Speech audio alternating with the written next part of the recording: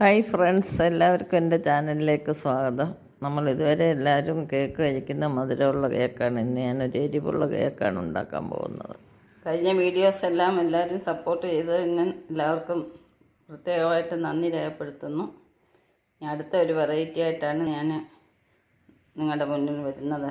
Chicken എടുത്തിട്ടുണ്ട്, അതായത് 250 gram.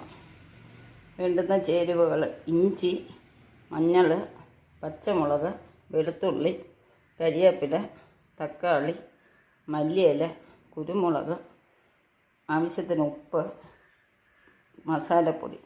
ചേരുവകളെല്ലാം അവരവരെടുക്കുന്ന ക്വാണ്ടിറ്റിക്ക് അനുസരിച്ച് കൂടുകയും കുറയ്ക്കുകയും ചെയ്യാവുന്നതാണ്. നമുക്ക് തയ്യാറാക്കാം. അരയ്ക്കുമ്പം നമ്മൾ വെള്ളം ഒട്ടും തന്നെ ചേർക്കാറില്ല. അതിന് പകരം തൈരാണ് ഒഴിക്കുന്നത്. തൈരിന് പകരം നാരങ്ങ നീര് ഉപയോഗിക്കാം. ചിക്കനെല്ലാം നന്നായിട്ട് അരച്ചെടുത്തിട്ടുണ്ട്. സ്വല്പം മുളകും മല്ലിയുടെ വറുത്തെടുക്കാം. അടുത്തതായിട്ട് വേണ്ടുന്നത് 1 കപ്പ് മൈദയാണ്. നമ്മൾ ചിക്കൻ എടുത്ത അതേ ക്വാണ്ടിറ്റി തന്നെ മൈദ എടുത്തിട്ടുണ്ട്. 3/4 സ്പൂണ് ബേക്കിംഗ് പൗഡർ,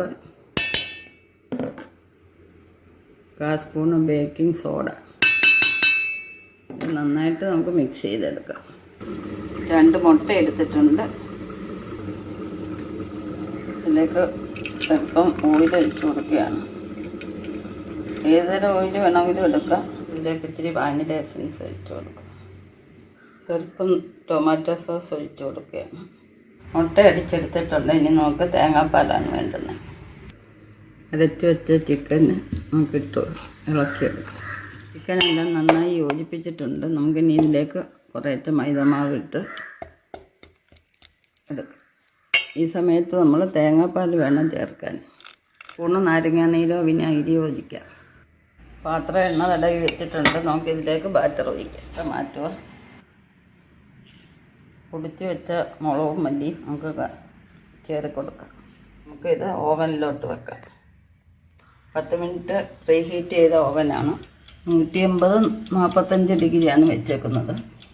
ഇത് 40 ആകുമ്പോൾ നമുക്ക് നോക്കാം. അതിന് സ്വാദിഷ്ടമായ ചിക്കൻ കേക്ക് റെഡി.